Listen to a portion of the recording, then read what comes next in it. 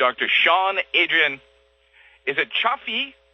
Dr. Sean, how do you say your last name, just for the record? It was close. It was Choflá. Choflá, okay. Well, welcome to the program, Doctor. How are you? Wonderful. Thank you for having me. And let me tell you, I'm still scarred from my first day of school. That separation anxiety, man, from, that can really play havoc on a kid. Yeah, indeed. Absolutely. And you know what? I think it has become a little bit easier now because we are certainly in the age of the two parents having to work, so the kids are going off to whether it's a preschool or a daycare or something earlier than the kindergarten and preschool and the whole thing. So is that kind of thing all become maybe a little bit easier? Well, I'm not sure if it's necessarily easier, and let me speak to actually the importance of kindergarten, because we often overlook that. Developmentally speaking, there's more growth and development during the first 5 years of a child's life than any other period of time outside that womb. Wow. For instance, nearly 90% of brain development happens during the first 5 years.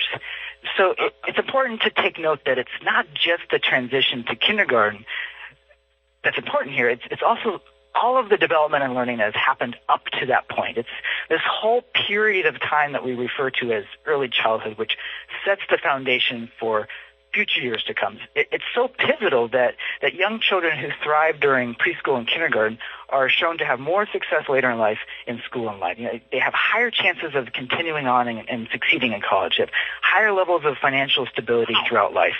They even have more substantial retirement accounts. So we're talking about lifelong impacts. Yeah. But what does that say about a country that we've had to fight for the right to send our kids to kindergarten? And are there still a couple states where it's not mandatory or required? I'm thinking of a state just to the north of us, New Hampshire, and I know it wasn't required for a while. I don't know if that has changed, but how does that, what does that say? Yeah, I'm not sure if folks still yet understand the developmental significance. Yeah, amazing. Kindergarten. So this is something that is very, very important, but as parents, I think it's something we need to be not reactive to, but totally proactive and preparing our kids for kindergarten. Would you agree with that? Oh, sure, absolutely. What are some of the ways that we can do that? The types of things that families can do fall into two groups. There's the readiness skills and then preparing for the transition itself. In terms of readiness skills, consider the following two questions. Is your child comfortable doing things independently? And this is going to vary from family to family, but I want to propose some ideas to support independence. Go ahead. Have your child begin setting the table, making her bed, choosing his outfit for the day, even if it doesn't match and it might embarrass you at the store. Taking care of family pets. These are all the kinds of ways that you can help your child feel competent and independent. Another question that I like to ask parents is, does your child currently exhibit basic skills such as in identifying letters, shapes, and basic colors?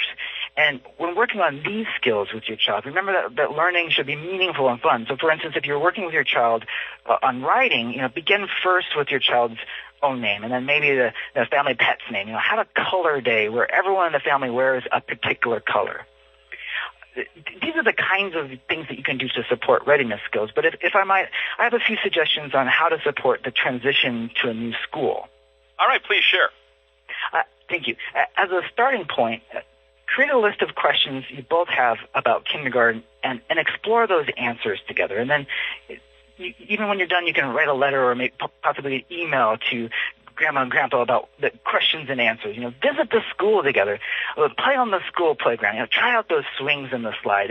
If your child has never been on a bus and will be soon, try a few fun bus rides around the city to really get them acclimated.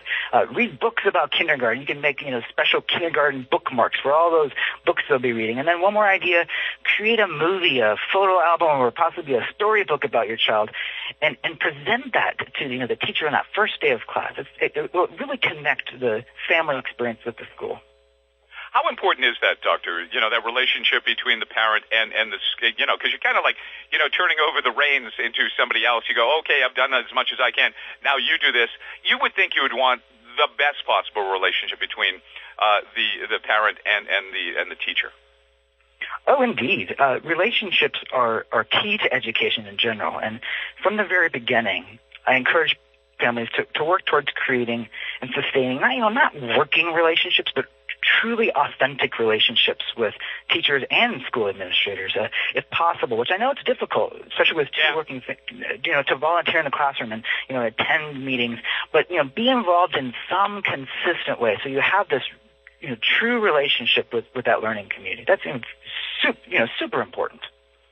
Well, and another thing that I want to bring up, especially if the child, boy, girl, whatever, is going off to school, whether it's kindergarten for the first time, they're not used to any kind of real regime per se, of getting up, getting dressed, getting out the door, which we all know, in later years can be a very painful experience for both sides. How, especially now we're a couple weeks away, 3-4 weeks before school is going to be back in session, and for the first time for life, should we start, slowly incorporating those kind of early morning wake-up regimes, or what would you say, Doc? Sure, it's always a good idea to have schedules, and if children are coming from preschool, they're already used to schedules and routines. So certainly routines and schedules are always really important. If you can find out more information about the school, what you'll be doing, the times you'll be doing it, you could, depending on, if you know your child has difficulty transitioning to new things, you can mirror that schedule if possible. But absolutely, routines are key to child development. How are there ways that you can help ease that? And I was kind of kidding around at the beginning of the interview, but that whole separation anxiety, especially with an only child, and if they've been home and been one-on-one for so long, are there ways you can help ease that along? That actually, I think, happens before when you're thinking about kindergarten, and that also comes in when you're asking questions, when you're asking your child questions about kindergarten, to truly listen. This is a big step. It's a big step for the family. It's a big step for the child, and to really honor any concerns or questions that they have. And that's why you read books about kindergarten. You do all of these things to prepare for that transition, and fear sometimes is part of it. A little research is a good thing. Doctor, if people want to find out more, is there a website or something we can send them to do a little homework, so to speak? Oh, yes. For additional tips and resources, and certainly things that maybe I didn't cover, as well as information about our programs at NHU, people can visit www.nhu.edu/earlystart. Doctor, thanks so much for your time. Dr. Sean Adrian Choflá, right here on 980 WCAP. We need to take a quick break. We'll be back with more. It is the coffee break for is today hump day, by the way? For a